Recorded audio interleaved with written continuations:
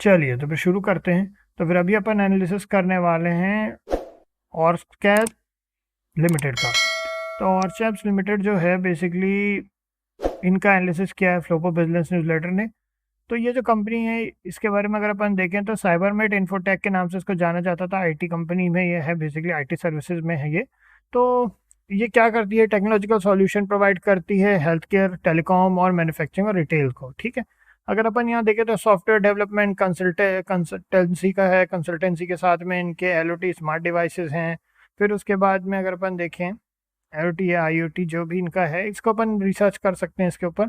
Social media है, mobility है। अगर इसमें डीप एनालिसिस करना है तो अपन प्रोडक्ट रिसर्च जरूर करना चाहिए कि एक्चुअली में इनका प्रोडक्ट बनाते हैं और इनके कंपटीटर कौन है। अभी अपन ओवरऑल सिर्फ एक इनका एनालिसिस पढ़ लेते हैं। ग्लोबल बिजनेस का काफ़ी अच्छा एनालिसिस रहता है। चलिए देखते हैं। साइबर सिक्योरिटी हो गया, ब्लॉकचेन टेक्नोलॉजी हो गया, डिजिटल मार्केटिंग वगैरह पे काम होता है। माइक्रो कैप कंपनी है तो बहुत ज़्यादा वॉलेटाइल रहेगी, इसको अभी अपन देखेंगे। ठीक है, फाइनेंशियल हेल्थ की अगर हम बात करें तो कंसर्निंग फाइनेंशियल मेट्रिक्स हैं इनके। लो रिटर्न ऑन इक्विटी है, लो आरओसी है। कंपनी हाई डेटर डेज हैं including long time to correct payments, है ना। पॉजिटिव पॉइंट्स की बात करें तो डेप रिड्यूस किया, कंपनी ऑलमोस्ट डेप फ्री है। उसके बाद इंपॉर्टेंट नोट है, कंपनी किसी भी तरह का डिविडेंड पे आउट नहीं कर रही।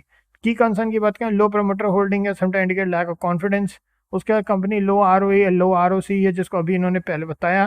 प्रॉफिटेबिलिटी और एफिशिएंसी के बारे में क्वेश्चन उठ रहे हैं। हाई डेटर डेज है, वॉलेटिलिटी इन माइक्रो कैप के बारे में अपन सब जानते हैं। पोटेंशियल स्ट्रेंथ्स की बात करें तो यहाँ पे कंपनी डाइवर्सिफिकेशन की बात कर रहे हैं यहाँ पे।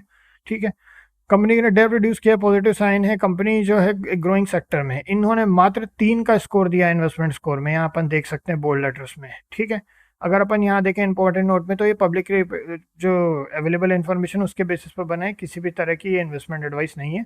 इसमें अपना जो है खुद अपना एनालिसिस करना बहुत ज़्यादा ज़रूरी है। मात्र 3 का है तो हम ऑलरेडी थोड़ा सा, इन्होंने ये बात कर दी है क्लियर कि बहुत ही ज़्यादा केयरफुल रहना इसमें ज़रूरी है जब तक कि हाई कन्विक्शन नहीं मिल जाता।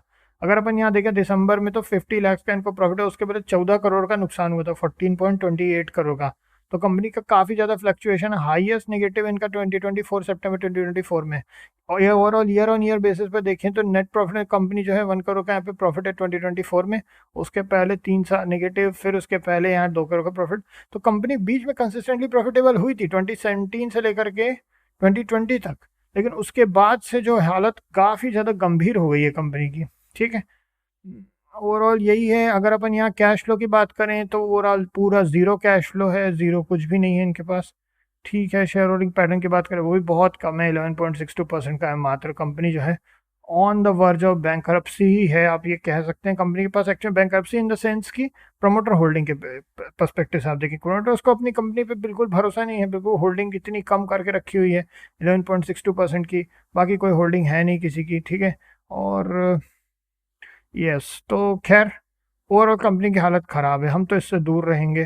फाइनेंसिस भी अच्छे नहीं है, ओवरऑल प्राइस भी ऐसा ही है। ठीक है, सारी सब चीज़ें ठीक है। हमने लास्ट अभी कुछ जो अप्रैल 2025 अप्रैल 25 को जो है, 1 अप्रैल की बात है ये, 1 अप्रैल में इसने 62% की रैली की। ठीक है, बट हम तो इससे दूर ही रहने वाले हैं, हमें इसमें ज़्यादा भरोसा नज़र नहीं आ रहा है कंपनी पे।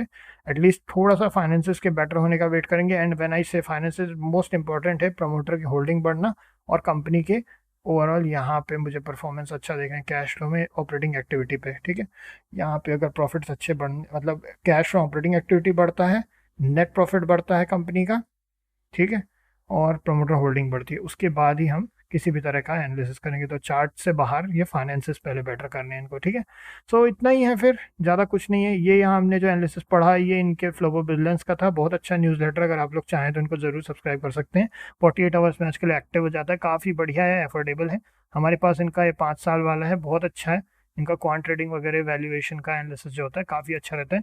आप लोग चाहें तो उनको ले सकते हैं और ये रेगुलर बेसिस पे अपना एनालिसिस करते रहते हैं। और एनीथिंग लेस देन जो है बेसिकली 5 तो हम वैसे ही इनसे थोड़ा दूर ही रहते कंपनियों से। बट ओवरऑल इनका मेन जो है फ्लो बिजनेस का, हमें इनका क्वांटिटेटिव ट्रेडिंग का अच्छा लगता है। हमारे क्वांट ट्रेडिंग के चैनल पे हम वो भी शेयर करने वाले हैं, कैसे स्ट्रेटेजीज वगैरह बिल्ड करते हैं। ठीक है, चलिए तो फिर इतना ही है, नेक्स्ट मिलते हैं आप लोगों से। ओके।